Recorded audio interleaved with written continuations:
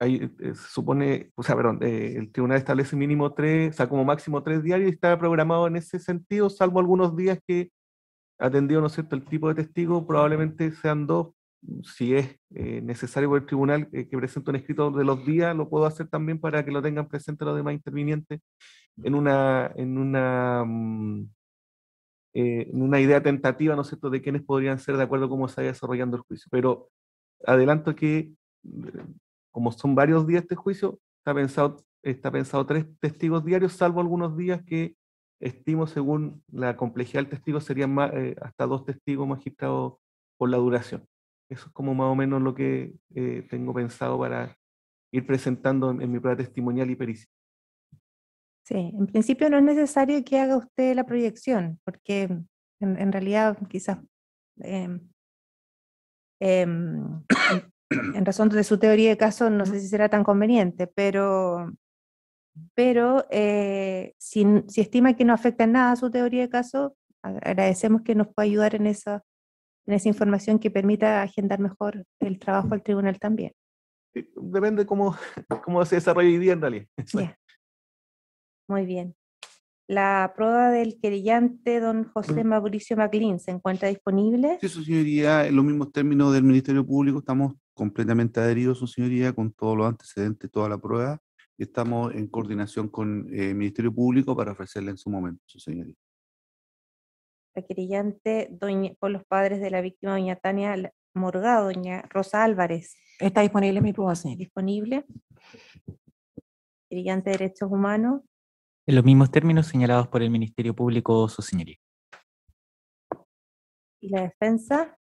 Nuestra prueba está disponible también, su señoría, para poder presentar en el momento procesal correspondiente. Bien, habiéndose entonces verificado las condiciones, se declara iniciada la presente audiencia de juicio. Nos han informado que hay está el canal judicial, ¿verdad? Ellos ¿hay alguien que va a pedir autorización o simplemente vamos a grabar? Magistrado ahora Ricardo Álvarez, operador de Zoom. Está la periodista de la Corte de Apelaciones, junto ¿Sí? con el elenco y han solicitado, digamos, a nosotros. Pero eso no se ha resuelto. No, por eso ya se le informó a usted para que se resuelva ahora en la sala. Bien. Buenos días, señoría. Taxelia Huerta por acá, periodista de la Corte de Apelaciones de La Serena.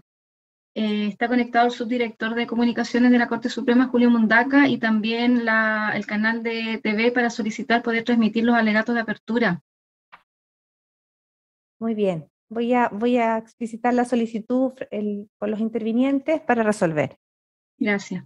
Fiscal. No hay inconveniente por la fiscalía.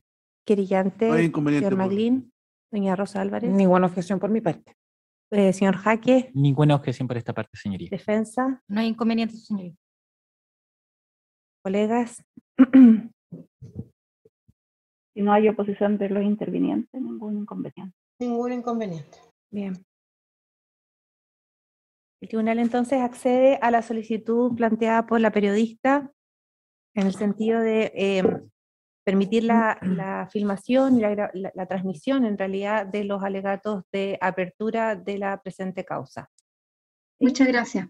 Bien. Su señoría, disculpe, como una cuestión previa quisiera hacer una solicitud. Sí. En relación a la posibilidad de realizar conexiones virtuales para comparecer en juicio. Quisiera solicitar la autorización para que uno de los abogados o abogadas de esta parte creyente pueda comparecer por vía telemática a través de la conexión Zoom en algunos o varios días del presente juicio. ¿Uno de ustedes o de manera alternada? Uno de nosotros. Ya, ¿quién? Ya, la abogada María Soledad.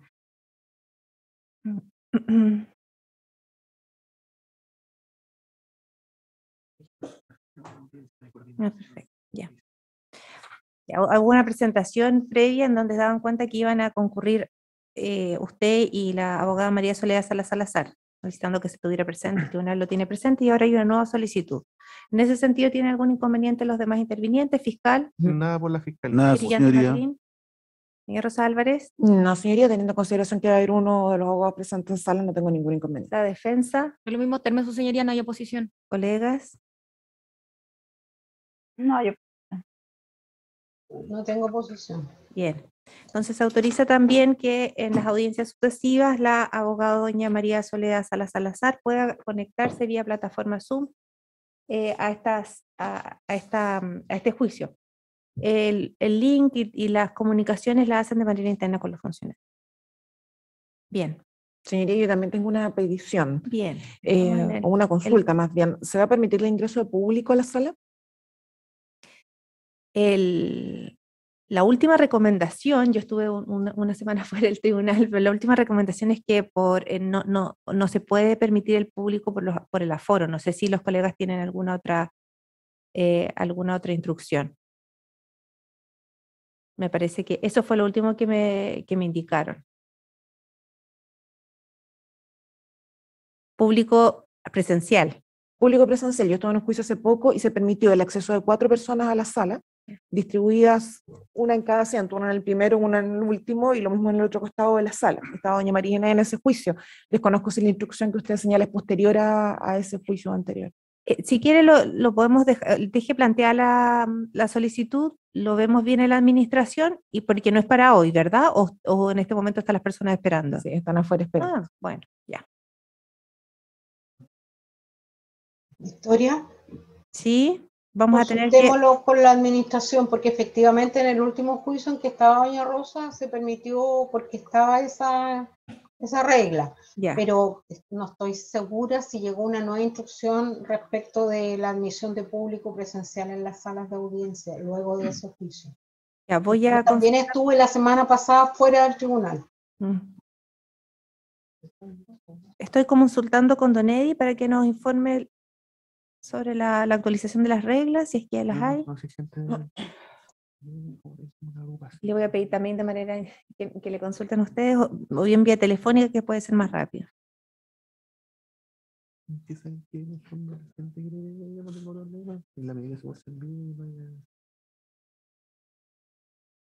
No hay problema con eso.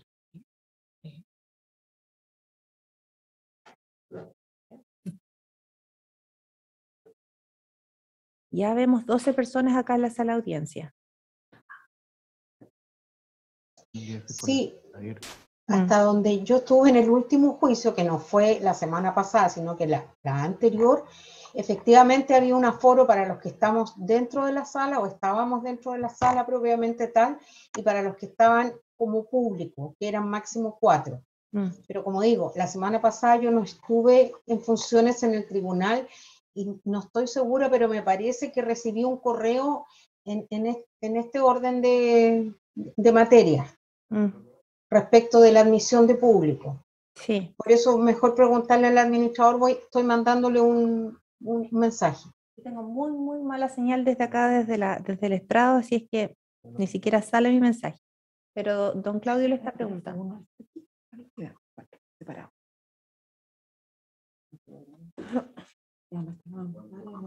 Contamina la foto.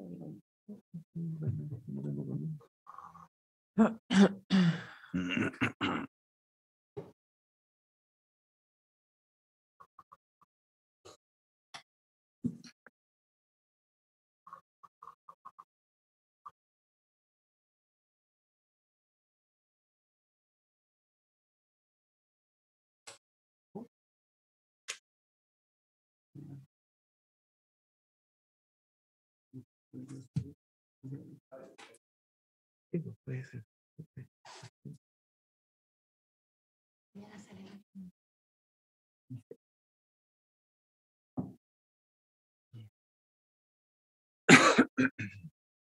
Sí, espera, presencial, pues, presencial.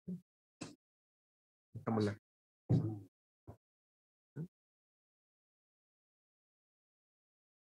No,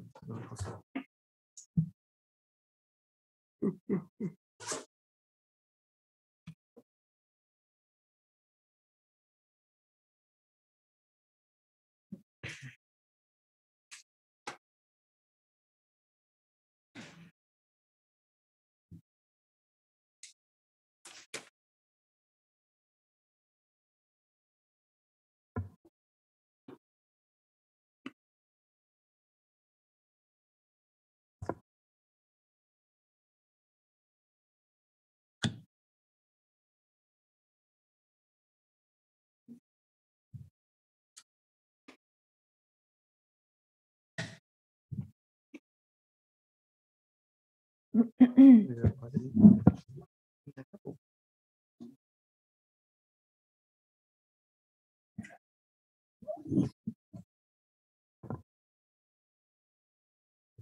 tú haces turno, ¿no?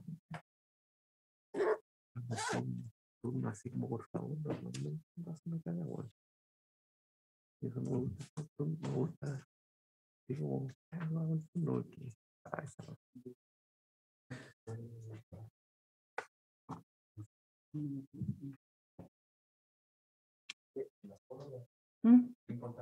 Sala 1. Público. No, acá. Ah, ya. En esta zona, sin contar nosotros, son 7, digamos 2, 4, 6, 9. Quedaría no. Entonces ahí ya y de público pueden ser 4 personas. Ya, eso. Y por eso implica tener la cuenta abierta y como que haya... Ya. Bien, entonces podrían ingresar 4 personas, colega. ¿No hay inconvenientes? Por mi parte, ninguno. Ya. ¿Nadie más dentro de los intervinientes tiene público para solicitar el acceso? Sí, su señoría, la defensa también quería hacer una solicitud en ese sentido, pero en este caso es autorizar una conexión por Zoom. Los padres de mi Pero defensor... público presencial no. No, Ya. su señoría. Entonces, para que se autoriza para que las personas que usted quiere incorporar como público pueden ingresar a la sala de audiencia. Tiene que entregar los nombres y la cédula de identidad acá al funcionario del tribunal para que le puedan avisar a los guardias, a la guardia externa y los deje entrar. ¿Ellos van a ingresar todos los días o solo este día? En principio, solo este día. Ya. Bien, ahora sí. Colega, tiene la palabra. Gracias, su señoría. También queríamos solicitar autorización del tribunal para efectos de que se autorice la conexión, en este caso de familiares de mi representado, son los padres. Ellos cuentan con el link de Zoom de este juicio oral y por lo tanto solicitamos si se puede autorizar que puedan conectarse para poder presenciar la audiencia, tomando los resguardos de tener su micrófono apagado y su cámara apagada. Ya, aquí ahora vamos a tener que preguntar al informático, porque en ocasiones la plataforma no nos alcanza, empieza a debilitarse la señal, en fin. ¿No hay inconveniente? No hay inconveniente que se incorpore, solamente yo le pido a usted si la persona que se va a incorporar o las personas que se van a incorporar, en el caso que estemos en los alegatos de apertura o en la declaración de algún testigo, ¿usted me autoriza que yo permita el ingreso o tiene que ser en el momento antes que exista cualquier intervención? Ya, entiendo. Bien, colegas.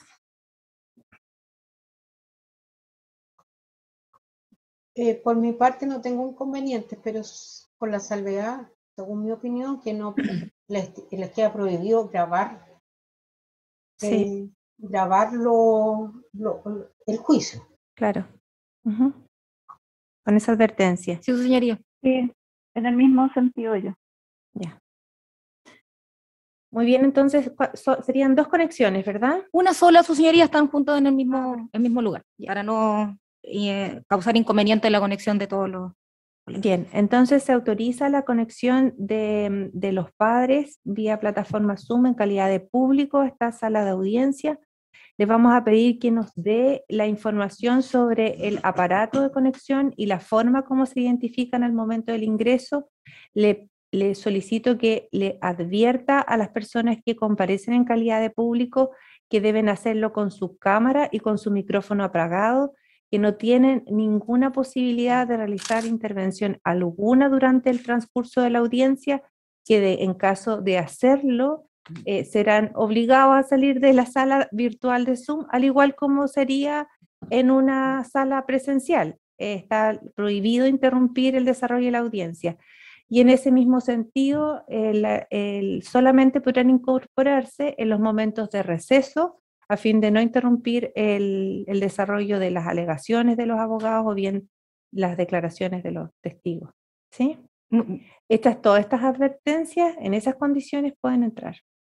Sí, su señoría. Y tampoco pueden, perdón, lo último que se me ha olvidado, y tampoco obviamente tienen que advertirle que no pueden grabar ni filmar todo ni parte de lo que ocurre en la sala de audiencia. ¿Entendió su señoría? Eso mismo se lo va a comunicar a los intervinientes, en este caso la familia de mi representante. Ya, ¿ellos están a la espera en este momento de conectarse? Sí, nosotros le hicimos llegar los datos de conexión, por lo tanto asumo que deben estar en sala de espera. Ya.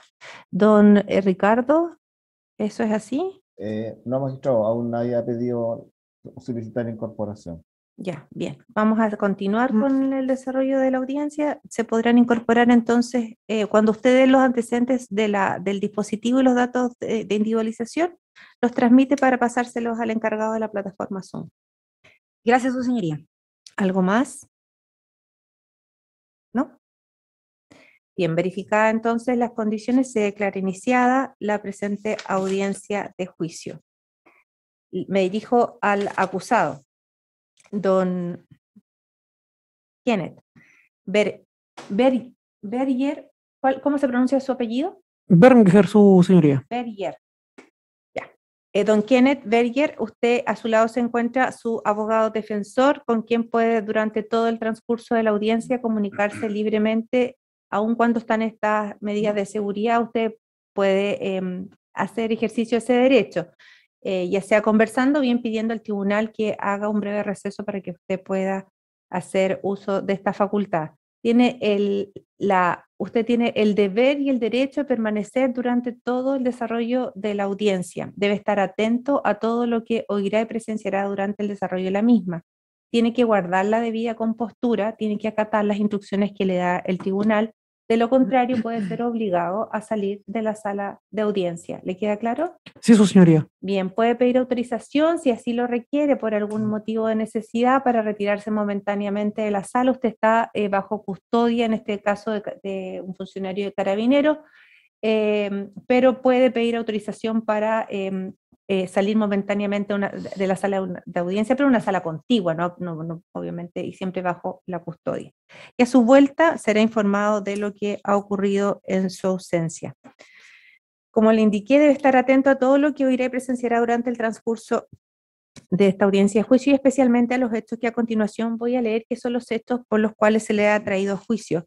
Le pregunto a los acusadores, en principio no advierto diferencias sustanciales en las acusaciones del Ministerio Público con aquella que plantea el querellante doña Rosa Álvarez y el Instituto de Derechos Humanos, porque el señor MacLean viene adhiriendo, ¿verdad? Su señoría, completamente. Pero en el auto de apertura al menos viene transcrito de manera separada la querella formula acusación particular el Instituto de Derechos Humanos y también aparece como transcrita la querella, la acusación particular de doña Rosa Álvarez Flores y también ¿sí? La de don José Mauricio MacLean. Les pregunto si comparten esa misma apreciación, que son términos sustanciales similares, o requieren que haga lectura particular de cada una de ellas. Yo le comparto plenamente, con una basta. Con una basta. Sí. Les pregunto entonces, el señor MacLean, la señora Rosa Álvarez. Señoría, en mi caso, los hechos, la descripción fáctica es idéntica, la calificación jurídica y los modificatorios son las distintas, pero sí, los hechos son los mismos. Sí, señor Jaque. En los mismos términos, su señoría, los Bien. hechos son los mismos. Entonces voy a dar lectura, le informa la defensa, voy a dar lectura a la acusación del Ministerio Público, entendiendo, como ya se debatió, que las demás acusaciones son en lo esencial similares, pero voy a detenerme en la calificación jurídica y en las penas de cada una de las acusaciones particulares. No hay inconveniente. Le voy a pedir entonces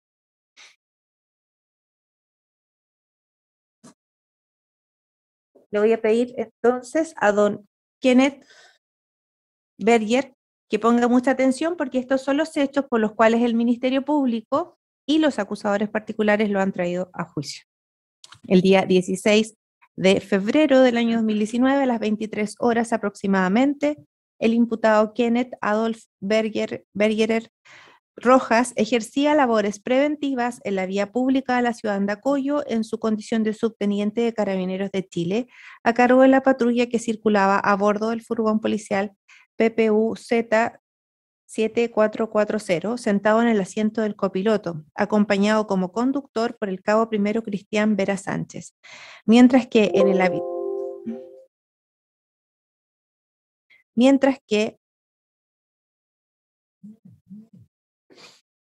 el habitáculo trasero se mantenían el cabo segundo Héctor Miranda Garrido y el carabinero Guillermo Godoy Rojas.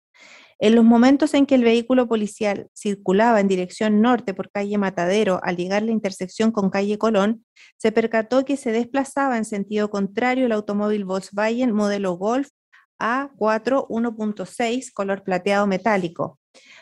PPU ZX 6746, instantes en que su conductor, don José Manuel Alejandro Rivera Pizarro, a fin de evitar su fiscalización, lo condujo por calle Colón hacia el oriente. De esta manera, el imputado ordenó al piloto del vehículo policial efectuar un seguimiento del vehículo conducido por Rivera Pizarro por los caminos de tierras aledaños al sector de La Coipa hasta llegar a la calle asfaltada El Toro, siguiendo por esta vía hacia el oriente. Al llegar al cruce con Avenida Chepiquilla, el seguimiento continuó en dirección hacia el sur, luego de hacer uso de sirenas, aparato sonoro y voceo por parte de carabineros para que el vehículo pudiera ser fiscalizado tras avanzar cerca de 400 metros por esta última vía, el imputado Kenneth Adolf Berger Rojas, haciendo uso de su arma de servicio, pistola marca Taurus 9 milímetros modelo PT 917C, número de serie TEZ03361, disparó desde el furgón policial en dirección al Volkswagen Golf, un vehículo liviano ocupado por personas de modo certero, a corta distancia, con conocimiento de sus habilidades como tirador y del poder de fuego del arma utilizada. Atendido el calibre 9 milímetros y naturaleza el proyectil encamisado de este. El primer impacto alcanzó el parachoque trasero derecho.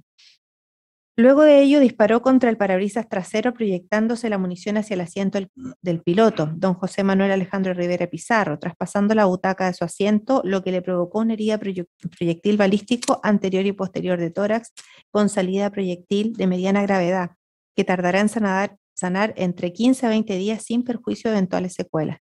Luego, sin que hayan mediado unos instantes, en las mismas condiciones antes referidas, el imputado decidió disparar una tercera munición, cuyo proyectil balístico traspasó el parabrisas trasero, impactó la cabecera del asiento del copiloto para alojarse en definitiva en la nuca de su ocupante, doña Tania Larisa Morgado Cortés, lo que le causó una herida de bala cervical de la tercera vértebra sin salida de proyectil, falleciendo por encefalopatía hipóxica el día 20 de febrero del año 2019 a las 17:48 horas en el hospital de Coquimbo. Al momento de los disparos, el conductor del vehículo o sus ocupantes no ejecutaban acto directo alguno de ataque contra carabineros de servicio o terceros que justificase el uso de arma de fuego en un procedimiento de fiscalización de tránsito. Califica estos hechos y la participación, según el Ministerio Público, serían 2 delitos de homicidio. El primero de carácter frustrado en perjuicio de José Manuel Alejandro Rivera Pizarro, contenido y tipificado en el artículo 391, número 2 del Código Penal, en calidad de autor. En grado frustrado, y el segundo, homicidio simple en grado de consumado, le atribuye usted calidad de autor, en perjuicio este último hecho de doña Tania Larisa Morgado Cortés, también contenido y tipificado en el artículo 391, número 2 del Código Penal. Señala como circunstancia modificatoria de responsabilidad penal que le favorecería al acusado, la del artículo 11, número 6 del Código Penal, esto es su irreprochable conducta anterior. Solicita al Ministerio Público que se le imponga por el delito de homicidio simple en grado de desarrollo frustrado en contra de la víctima José Manuel Alejandro Rivera Pizarro la pena de 7 años de presidio mayor en su grado mínimo, accesorias legales de inhabilitación absoluta perpetua para cargos y oficio público y derechos políticos e inhabilitación absoluta para profesiones titulares mientras dure la condena y costas.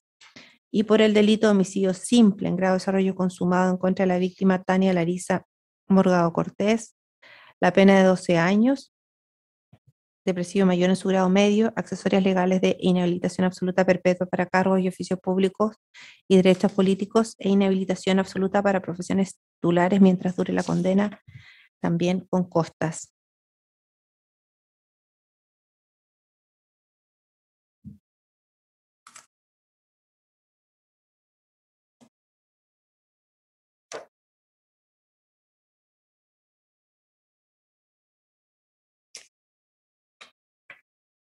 Paso entonces a la acusación. El querellante don José Mauricio Maclin Zúñiga por la víctima don José Manuel Alejandro Rivera señala que presenta adhesión a la acusación fiscal. Y en cuanto a la calificación jurídica de los hechos precedentemente descritos, son constitutivos del delito de homicidio en carácter de frustrado en perjuicio de José Manuel Alejandro Rivera Pizarro, contenido y tipificado en el artículo 391, número 2 del Código Penal en calidad de autor.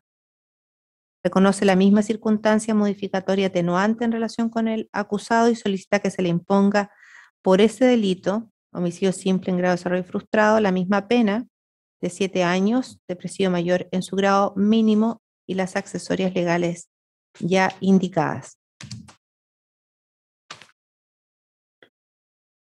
La querellante doña Rosa Álvarez Flores por los padres de la víctima Tania Larisa Morgado Cortés califica estos hechos. La querellante sostiene que en el presente caso la actuación del querellado se encuadra en la hipótesis normativa del artículo 391, número 1, circunstancia primera del Código Penal, pues el imputado cometió con un arma de fuego contra 3 sujetos desarmados, sin que existiera justificación alguna que permitiera sostener racionalmente que podría existir peligro para la integridad física del autor o terceros, sin que se tratase de la pesquisa de un delito grave y con pleno conocimiento del carácter letal del arma utilizada, toda vez que se trata de un sujeto experto en la utilización de armamento que decide percutar su arma directamente contra los ocupantes, actuando a traición o sobre seguro. Entonces, 391, circunstancia primera, homicidio calificado en grado de desarrollo consumado. Señala que concurriría como circunstancia modificatoria de responsabilidad penal la atenuante del artículo 11, número 6 y la agravante contemplada en el artículo 12, número 8 del Código Penal.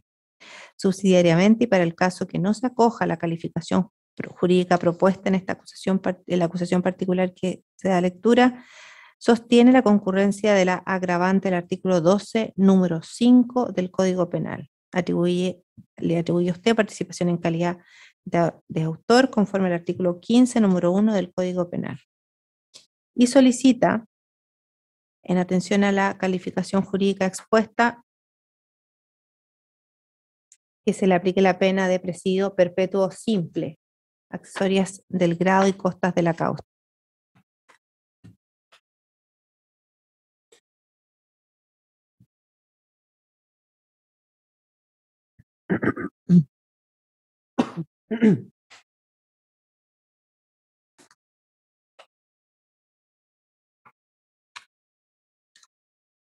El querellante por el Instituto de Derechos Humanos formuló acusación particular y en cuanto a las circunstancias modificatorias de responsabilidad penal, señala como atenuantes que concurriría la del 11, número 6 del Código Penal, esto es su reprochable conducta anterior, y como agravantes sostiene que concurriría la del artículo 12, número 8 del Código Penal, esto es prevalerse su carácter de funcionario público para la comisión del delito. Solicita por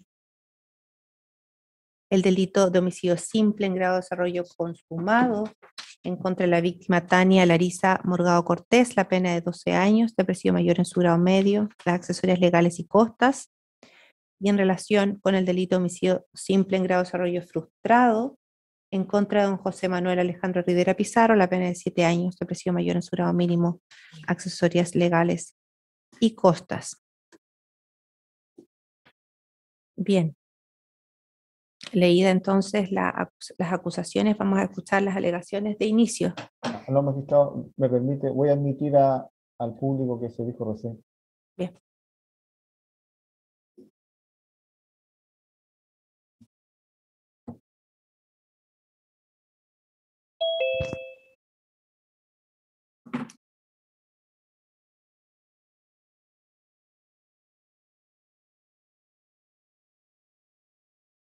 Ya. ¿Sí? Sí, magistrado, ya se incorporó ya. Señoría, una consulta, ¿se identificó a las personas que están conectadas? Pues yo veo un nombre Dani.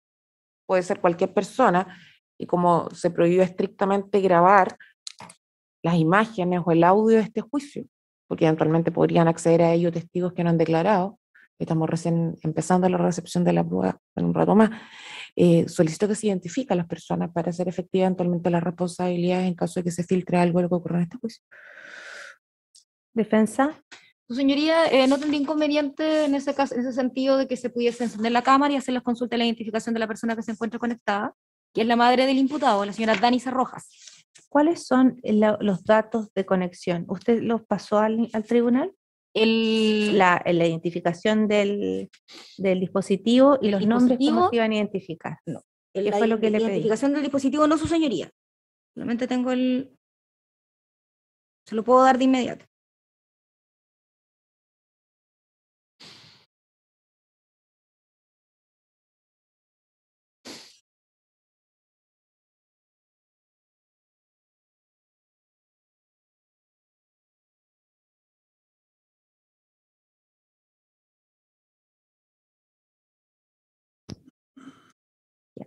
¿Corroboró usted, don Ricardo, que fueran los padres del acusado? ¿Los vio? No, magistrado, la única manera que yo puedo corroborar es en este momento con la persona que está en cámara, porque el sistema solamente permite admitir a la persona, pero no conversar previamente.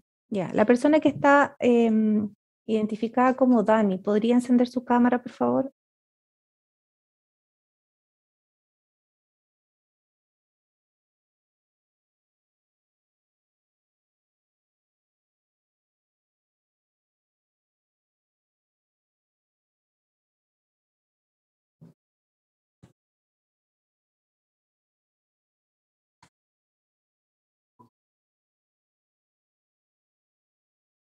La persona que se identifica como Dani puede encender su cámara y audio.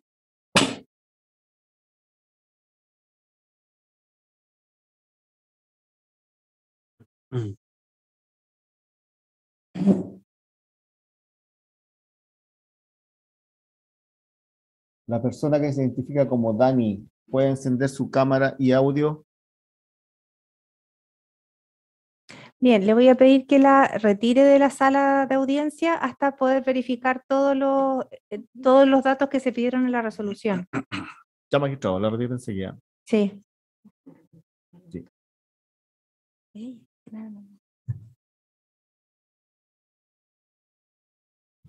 ¿Ya? Bien. Ya está fuera. Sí, le voy a pedir a la defensora que luego que haga toda esa identificación de la persona, no tenemos ningún inconveniente, ¿sí? Sí, su magistrado, y lo voy a hacer presente cuando ya esté la identificación del dispositivo y el nombre, cómo se identifica, con más calma, quizá explíquele para que pueda ingresar, coloque su nombre. Eso. Y le podemos también directamente dar todas las advertencias con las que resolvió el tribunal autorizar su presencia. Gracias, señor. Bien, ustedes son todos profesionales y abogados que han litigado mucho tiempo acá en el tribunal, así es que las alegaciones de apertura voy a confiar en su criterio y van a tomarse sus tiempos. Fiscal. Gracias, su señoría. Bueno, partir este juicio oral de estos lamentables hechos que ocurrieron en 16 de febrero del año 2019, señalando desde ya que a nuestro juicio vamos a acreditar tanto las circunstancias de hecho como la participación del imputado.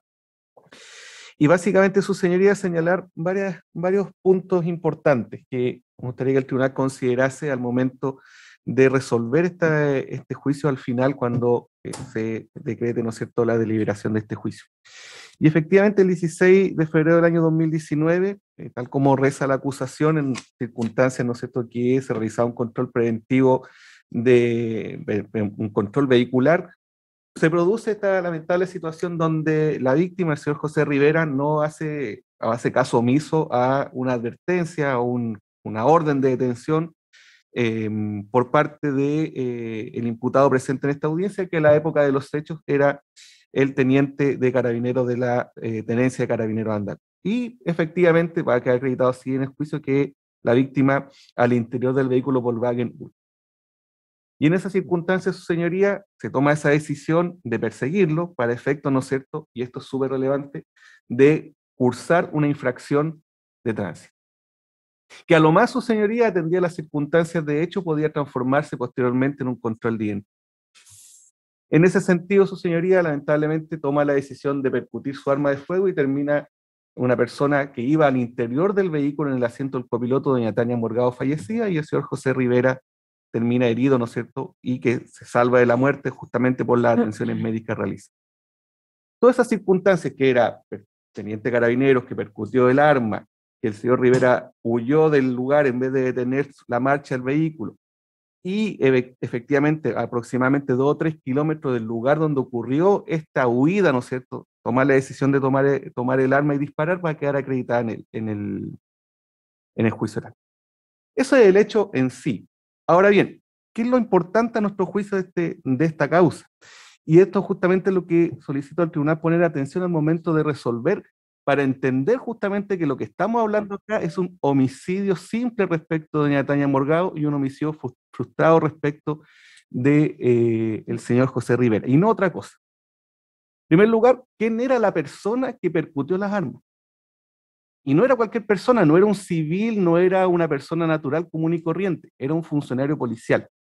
Y a su turno no era cualquier funcionario policial, su señoría, y tal como lo dije al inicio, era quien tenía cargo a la época, aproximadamente un año, el diputado ya llegamos más o menos en el año, en enero, febrero del 2018, tenía cargo la tenencia de carabineros de Andacollo. Él era, ¿no es cierto?, el jefe del resto de los funcionarios policiales.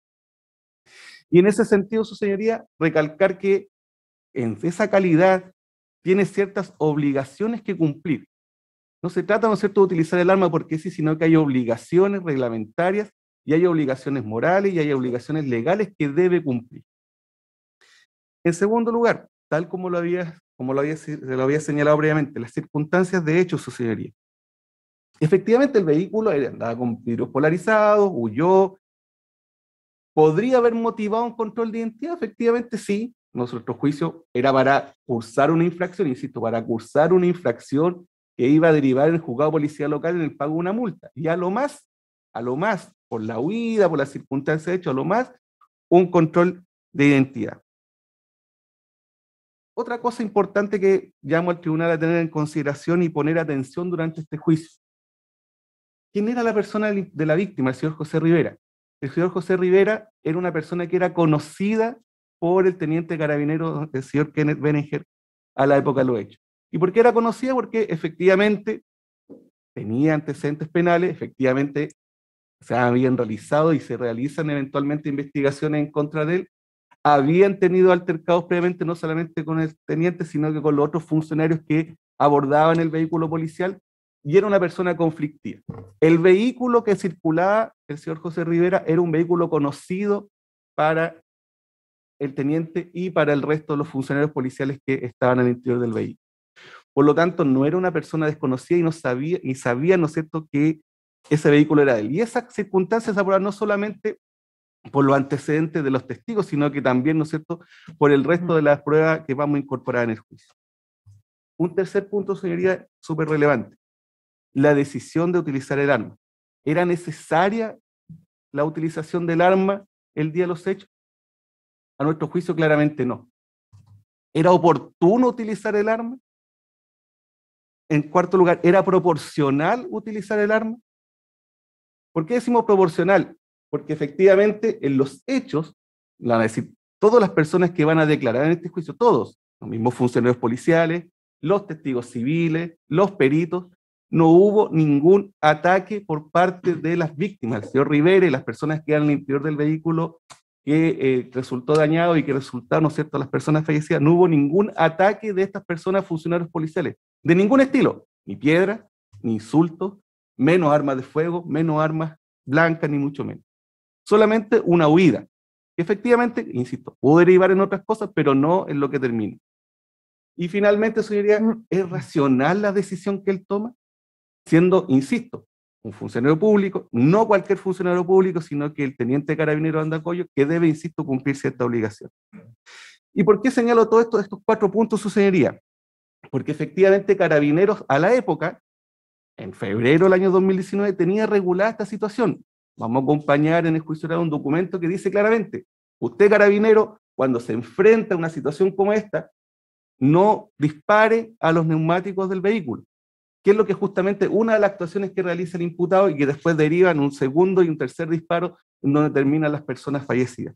Utilice el arma de fuego solo en caso de que haya un peligro para su vida o para terceros, situación que en el caso en particular no se da. El funcionario policial no estaba en ese sentido, en ese momento, peligrando su vida, ni los que iban adentro, ni los terceros, ¿no es cierto?, que pudieron presenciar. Incluso, señoría, durante el curso de investigación, hubieron elementos, hubieron pruebas que se aportaron, diligencias que se realizaron, que incluso trataron de desviar justamente esta circunstancia de que había peligros para terceros respecto de personas que supuestamente estaban ahí y que en realidad nunca lo estuvieron. Y lo vamos a acreditar en el juicio. Va a venir esa persona y va a decir que efectivamente el día de los hechos, que supuestamente motivó el disparo, ni siquiera estaba en la ciudad de Andacoy. Ahora bien, nosotros sostenemos que esta conducta se ejecuta con dolo, y con dolo directo, su señoría. ¿Y por qué decimos que es con dolo directo? Por varias razones. En primer lugar, la utilización de un arma de fuego. El arma de fuego, señoría, para cualquiera de los que estamos acá, para ustedes, esa señoría que está presente, las magistradas que están por vía remota, para cualquier civil que está acá, sabe de antemano que un arma de fuego es eminentemente mortal. Las armas de fuego están destinadas para matar a una persona y no para otra cosa. No están destinadas para disuadir, no están destinadas para detener un vehículo, sino que están destinadas para matar a una persona. Esa es la finalidad de un arma de fuego y por eso se utiliza. En segundo lugar, ese elemento, la mortalidad del arma, que cualquiera de nosotros lo sabe, da cuenta, ¿no es cierto?, que cuando yo la uso, debo, ¿no es cierto?, saber que es para matar a una persona y no para otra cosa. Y eso, obviamente, en la calidad, ¿no es cierto?, que tiene el imputado, lo sabe de antemano y lo sabemos todos nosotros, y ni siquiera es necesario ser funcionario policial para saberlo. Segundo lugar, la ubicación de los disparos, súper relevante, su señoría. 2 disparos están realizados a la altura de la luneta trasera del vehículo donde circulaba la víctima José Rivera y la víctima Tania Morgado, que lo acompañaba en el lado del copiloto. Los disparos están hechos directamente hacia el interior del vehículo y no dan cuenta de otra cosa que no sea un dolo de matar a estas personas. Estos disparos fueron queridos por el imputado, lo vamos a demostrar en el juicio, a través tanto de la prueba testimonial como la pericial. Y su señoría, cuando mucho, podríamos decir que estaríamos en una situación de dolo eventual. ¿Y por qué podríamos decir que estamos en una situación de dolo eventual? Porque uno podría decir, mire, en realidad, a lo mejor no quiso, qué sé yo, pero ¿se pudo representar ese resultado como posible? ¿El resultado de muerte de estas personas? Y evidentemente sí. La utilización de un arma de fuego eminentemente mortal, no cumple los protocolos establecidos por Carabineros, no cumple el reglamento de uso de fuerza, utiliza el arma supuestamente como para prever un mal mayor que nadie sabe cuál es, porque en ningún momento, su señoría, durante el curso de la investigación, y así va a quedar demostrado en este juicio, existió ese supuesto peligro que se aduce, ¿no es cierto?, para utilizar arma de fuego. Por lo tanto, insistimos, nuestra petición inicial es que efectivamente aquí se actuó con dolo directo, que se quiso matar a estas personas, y sin embargo, cuando como mínimo, como un piso mínimo, que es lo que hemos sostenido siempre durante el curso de la investigación, en las diversas revisiones de prisión preventiva, etcétera, cuando mínimo, como mínimo, existe un dolo eventual porque el imputado, en todas estas condiciones, en todas estas variables que hemos señalado, a lo menos se pudo representar este resultado de muerte como cierto, posible, seguro, y de todas formas, indiferente ante esta circunstancia, toma su arma de fuego, dispara y termina con la vida de una persona e hiriendo gravemente, casi mortalmente a otra. Finalmente, tener presente, señoría, el último elemento, las condiciones, cómo se originó estos disparos. Esto fue de noche, a las 11, entre 10:30 y 11 de la noche, en una persecución donde hay adrenalina, donde hay una cierta velocidad, la cercanía en que se produce el disparo entre el vehículo policial donde circulaba el imputado y circulaba la víctima, y el tráfico, ¿no es cierto?, que evidentemente originó esa circunstancia. Por último, el supuesto mal que él quería evitar era mucho menor, si es que existió, porque, insisto, no está acreditado y no va a quedar acreditado así en el curso de la investigación, evidentemente era menor al que podría haber provocado, ¿no es cierto?, utilizando el arma de fuego. Finalmente, ese disparo, su señoría, aún así, suponiendo que estas circunstancias de hecho hubieran existido, porque insisto, no está acreditado, se produce, ¿no es cierto?, a lo menos 400, 500 metros donde supuestamente este hecho de el imputado quiso, ¿no es cierto?, proteger la vida de ciertas personas, ¿no es cierto?, habría ocurrido. Insisto, vamos a acreditar en el juicio que esa circunstancia no fue así, incluso con este testigo que en algún momento se dijo que estaba corriendo y que en el fondo nunca estuvo en la ciudad de Andacoa.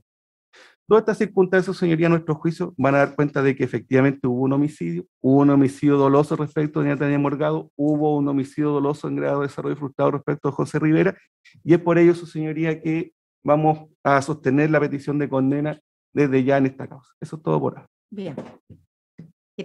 Querellante MacLean. Gracias, su señoría.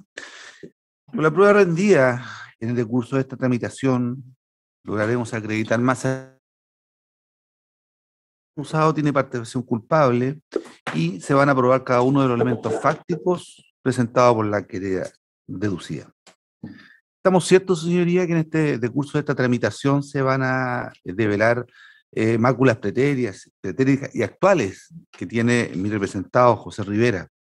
Lo cierto es que carece de importancia a la luz, su señoría, del daño sufrido, fue herido por la espalda, y también por un acto deleznable provocado por un miembro de la policía que están obligados y que tienen el monopolio de la fuerza y el monopolio de la sangre. Y que digo desproporcionado, su señoría, brevemente porque vuestras señorías se van a percatar en el decurso de esta tramitación que hay una desproporcionalidad material. Se trata de un vehículo pequeño versus un vehículo de mayor tonelaje, grande y rápido. Mis representados estaban en un vehículo, habían 3 personas versus Carabineros que habían 4 funcionarios. Mis representados se encontraban desarmados versus Carabineros que estaban armados y ese elemento con elemento disuasivo.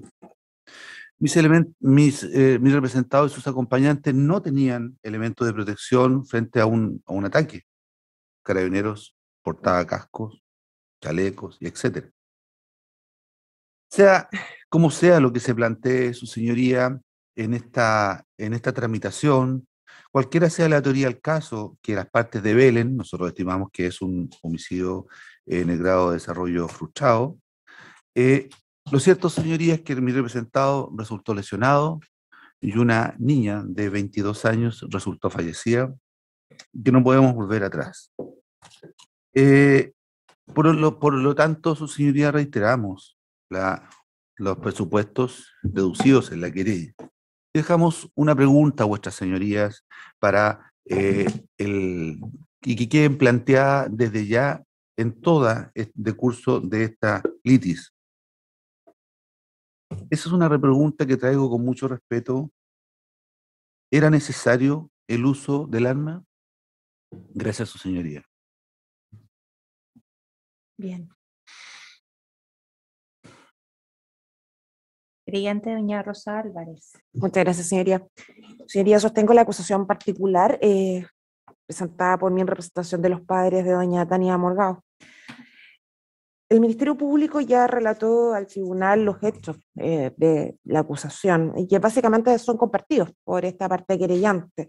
Por lo tanto, voy a dedicar estos minutos a hacerme cargo de la calificación jurídica distinta que hemos sostenido.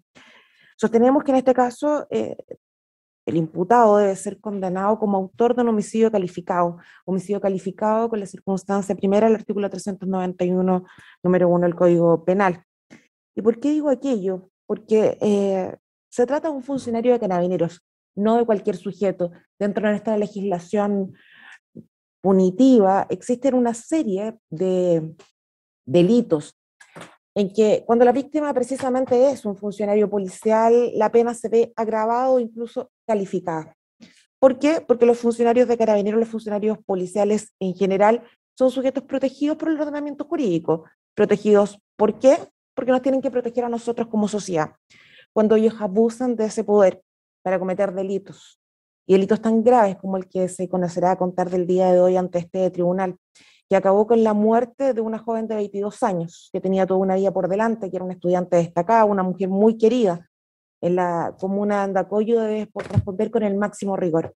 Respecto a la calificante en particular, señoría, se acreditará en el curso de este juicio oral que cuando se produce esta fiscalización, efectivamente el imputado conocía a lo menos el vehículo en que se transportaban doña Tania y las otras dos personas que estaban ese día a bordo del vehículo. Me refiero a don José Alejandro Rivera y a don Guillermo Castillo Rivera. Los conocía, porque los había fiscalizado antes, a lo menos ubicaba el vehículo, que era un vehículo bastante particular y que el tribunal tendrá oportunidad de conocer.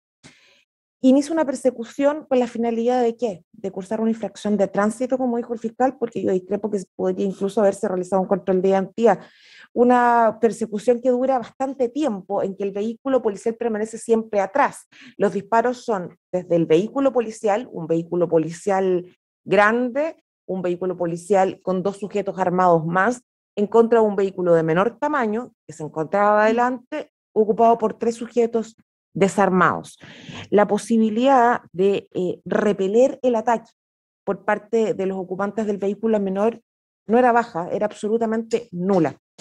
Y desde ese punto de vista, no corriendo ningún riesgo la persona del imputado al ejecutar el hecho delictivo, es más teniendo conciencia plena y certera del carácter letal del arma que portaba en sus manos, decide disparar. No una vez, no 2 veces, 3 veces. Una de esas balas da en la región cervical de doña Tania, hija de mis representados, y termina con su vida.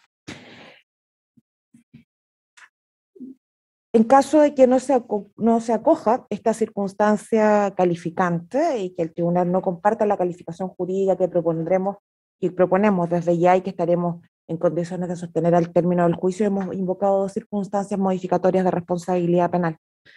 En cualquier caso, sea homicidio calificado o sea homicidio simple, estimamos que concurre la circunstancia del artículo 12, número 8 del Código Penal, dice relación con el hecho punible, por lo tanto, acreditaremos en el curso del juicio oral con la prueba que se rendirá que efectivamente tenía la calidad de funcionario público el señor imputado en este procedimiento, y en subsidio. Para el caso de que no se acoja nuestra calificación jurídica, hemos invocado la circunstancia del artículo 12, número 5 del Código Penal. Estimamos que esta también podría resultar acreditada, reitero, de manera subsidiaria, porque acreditaremos que efectivamente el imputado sabía perfectamente quiénes iban o quiénes podían ir en ese vehículo. Y la decisión que tiene de perseguirlos y disparar no está motivada por una simple persecución policial, sino que por procedimientos anteriores y rencillas, lo que podría configurar la circunstancia modificatoria que señaló. Eso es todo por mi parte, señoría. Bien, gracias.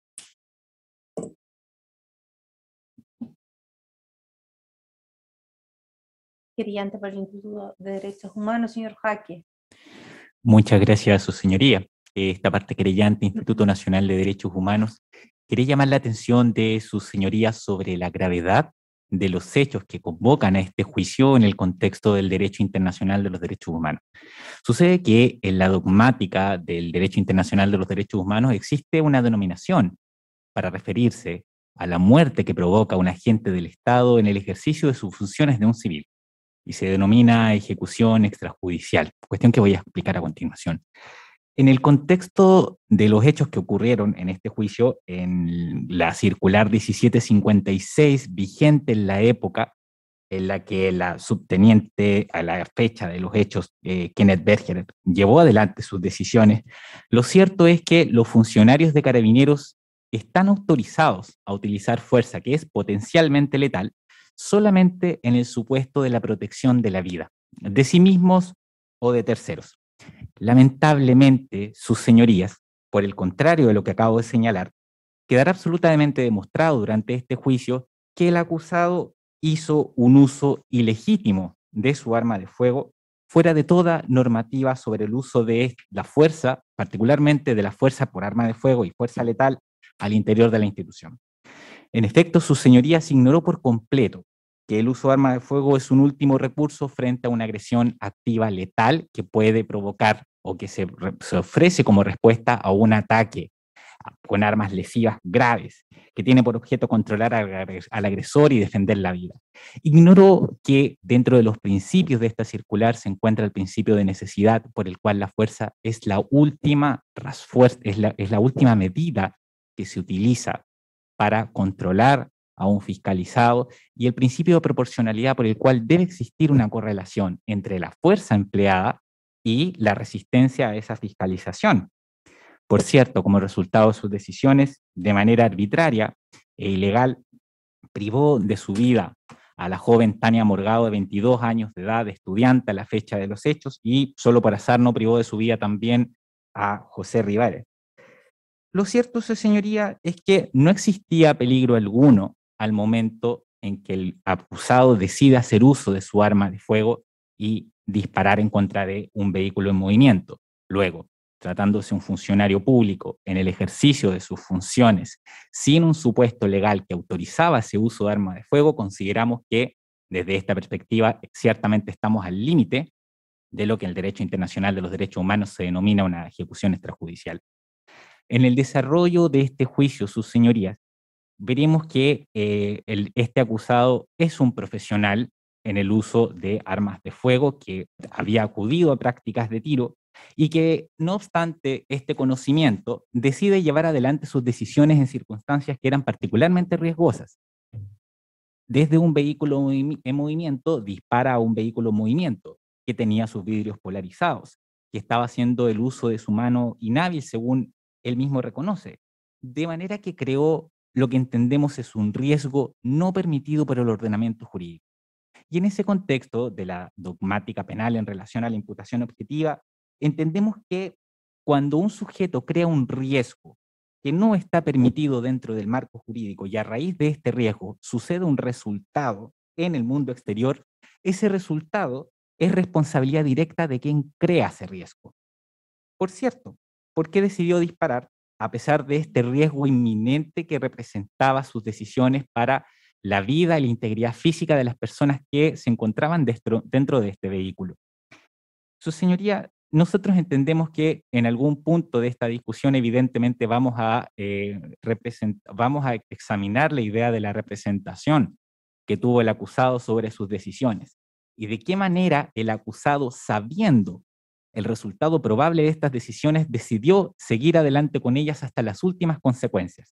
Desde luego, es un problema de dolo, y al menos esta parte sostiene que al menos en el caso concurrió un dolo eventual, porque sabía que estaba haciendo el uso de un arma de fuego que era potencialmente letal, sabía que estaba haciendo uso de su mano inhábil, sabía que los vehículos estaban en movimiento, y desde un vehículo en movimiento dispara a otro vehículo en movimiento. Sabía que la visibilidad estaba afectada porque desde luego que estaban estos hechos ocurriendo de noche. Sabía que los vidrios estaban polarizados de manera que no podía advertir cuál era la ubicación de los ocupantes dentro de este vehículo. Y a pesar de todo eso que sabía, siguió adelante con sus decisiones hasta las últimas consecuencias, por lo que entendemos que se va a discutir desde luego la posibilidad al menos de dolo eventual en el caso. Sabemos, por supuesto, que hay una dificultad o es una discusión dogmática compleja que se encuentra en la frontera de la culpa consciente, pero lo cierto, sus señorías, es que entendemos que durante todo este juicio se ofrecerá prueba suficiente que va a dar cuenta de que el imputado en estos casos obró a lo menos con dolo eventual. Nunca debió haber desenfundado su arma de fuego, nunca debió haber disparado contra este vehículo porque no se cumplían los supuestos de la circular 1756 a la fecha vigente, a la fecha de los hechos, porque estas personas que ocupaban este vehículo no ejecutaron ningún tipo de ataque contra los funcionarios policiales que se encontraban bajo su cargo, contra él mismo o contra terceros.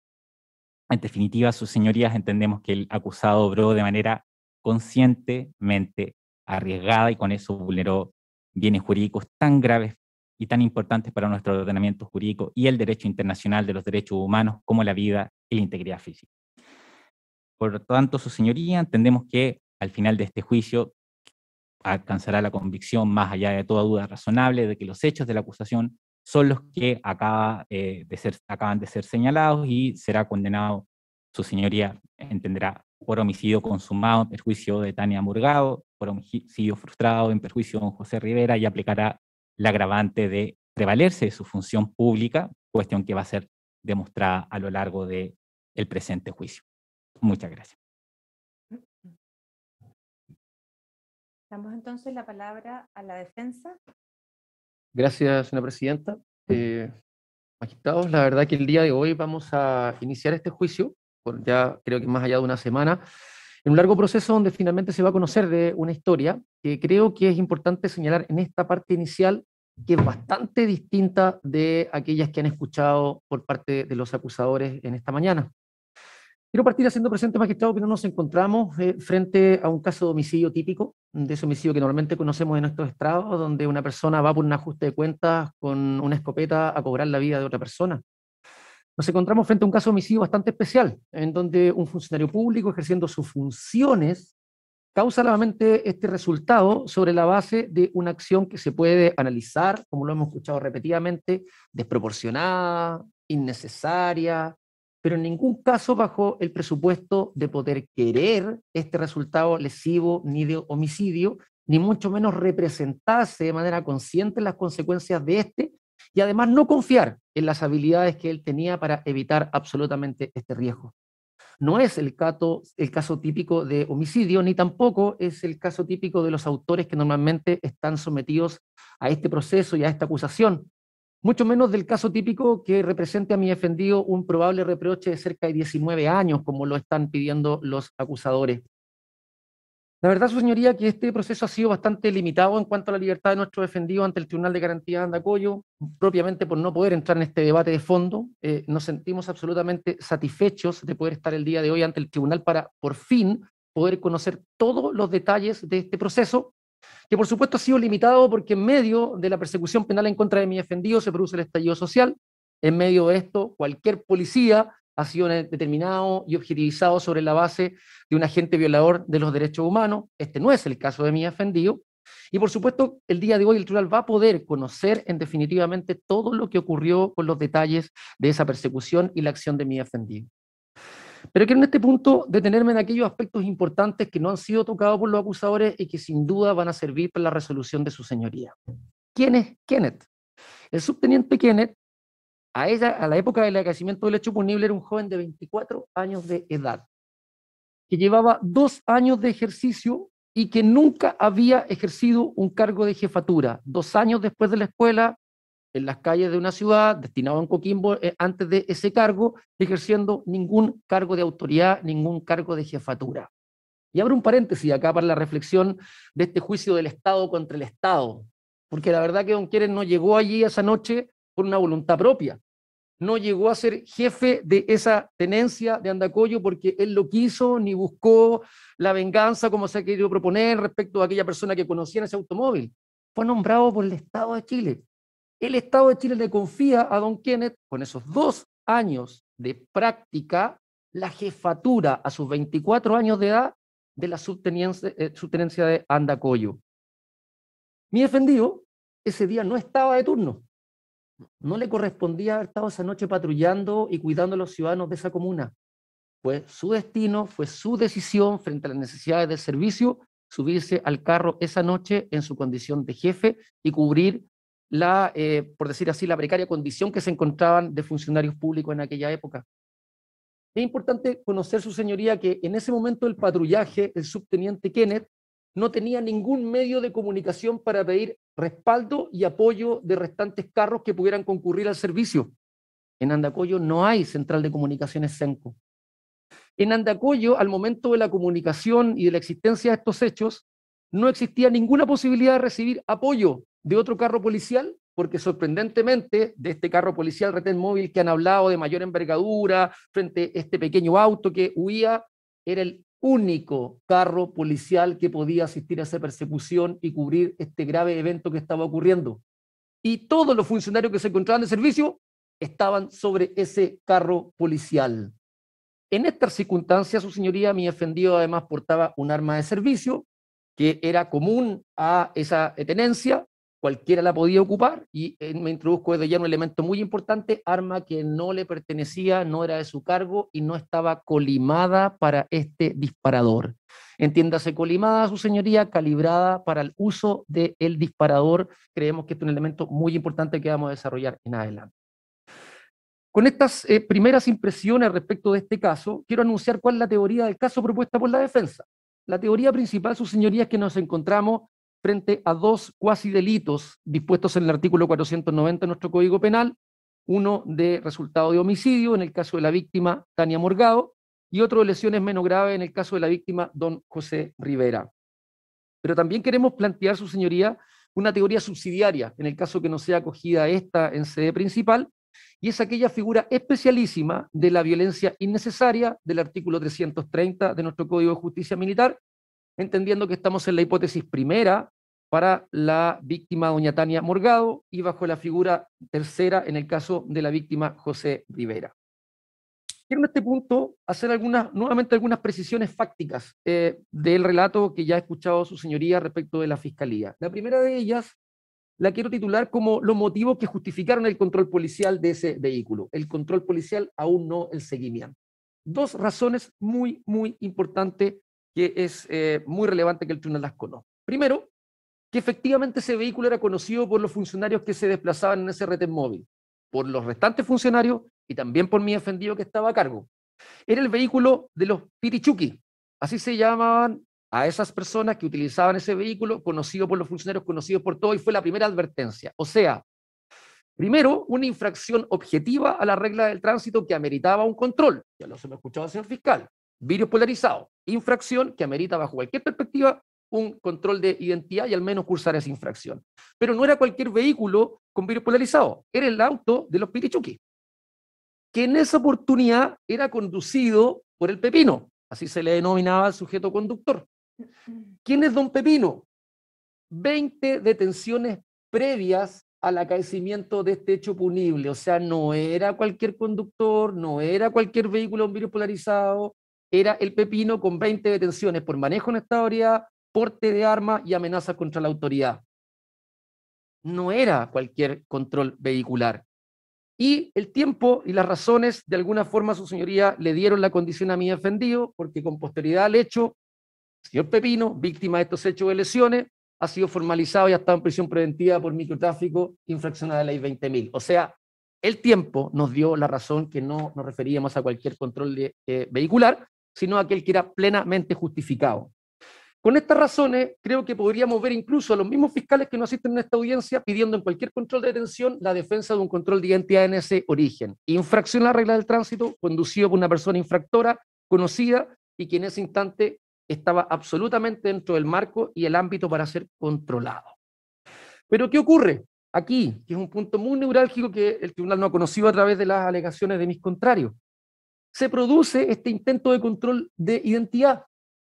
Y cuando se está produciendo este control de identidad, justamente su señoría, en una de las inmediaciones de la vía pública en la comuna de Andacollo, descienden del carro retén móvil mi defendido y uno de sus policías que le asistía, el cabo Vera, y descienden a practicar este control vehicular. ¿Y sabe lo que ocurre, su señoría?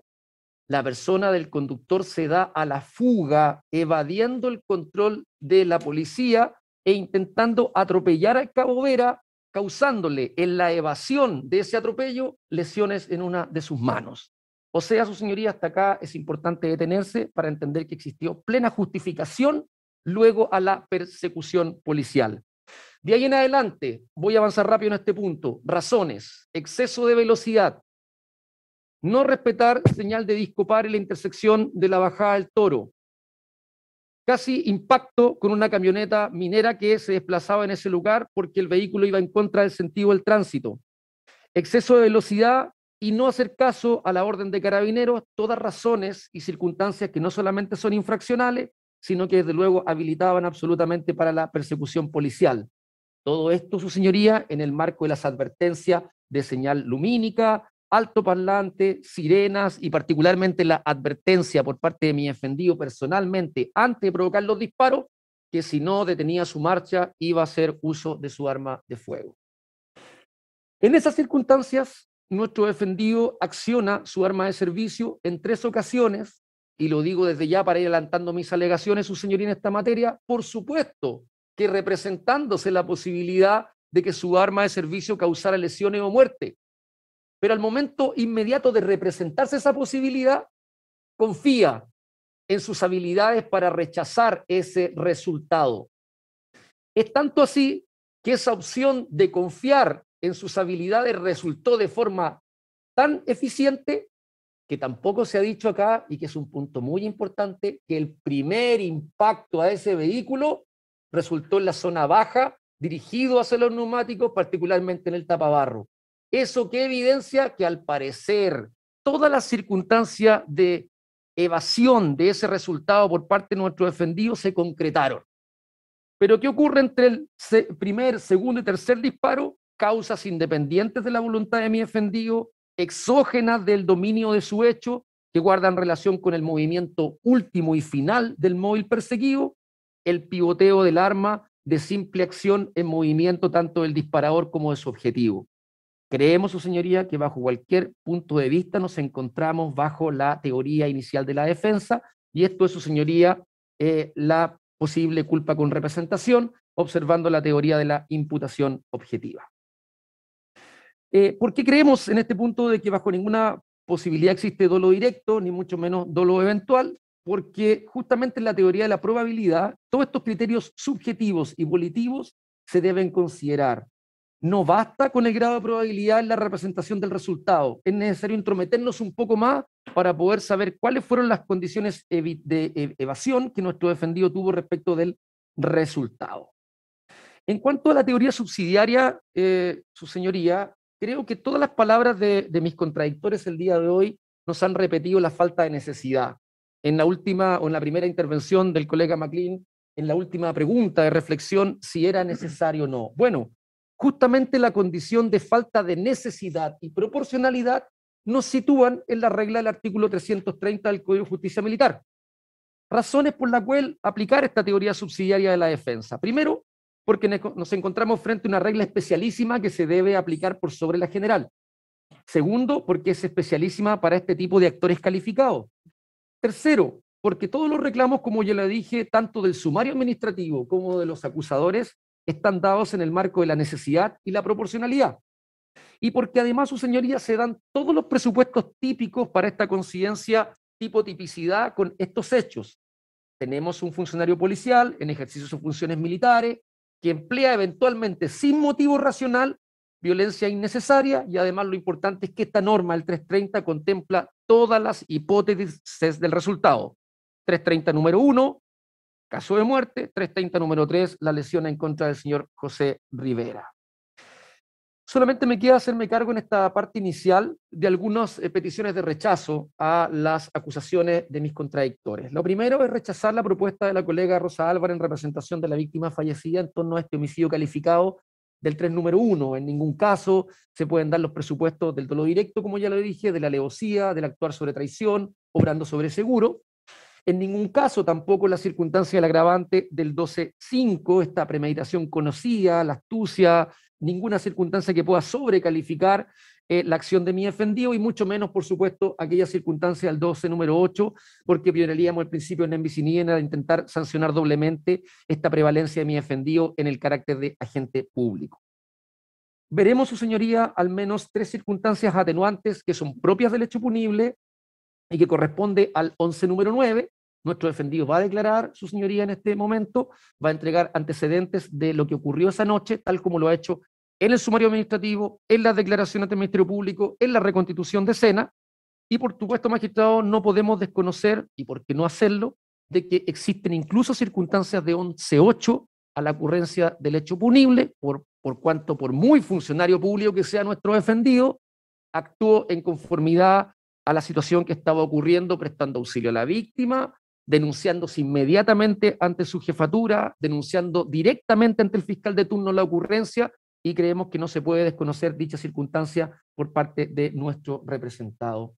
No es un caso típico, no es el homicidio que normalmente conocemos, mi defendido no es el típico autor, y creemos bajo esas circunstancias que el reproche debe ser recalificado y reconducido de manera típica y proporcional.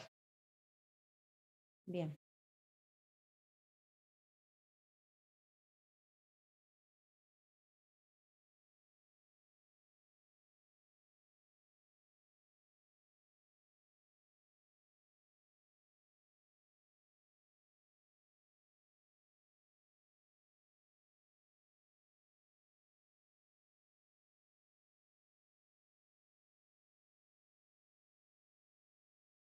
Les mandé un mensaje, no sé si se habrá ido en realidad.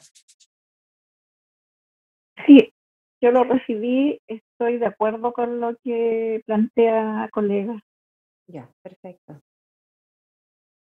Bien, vamos entonces a hacer, como ya anunciado que al parecer va a prestar declaración el acusado, vamos a hacer un receso de 15 minutos. Va a ser un receso breve, pueden dejar sus cosas. No hay limpieza en este receso, solamente vamos a abrir las ventanas para ventilar.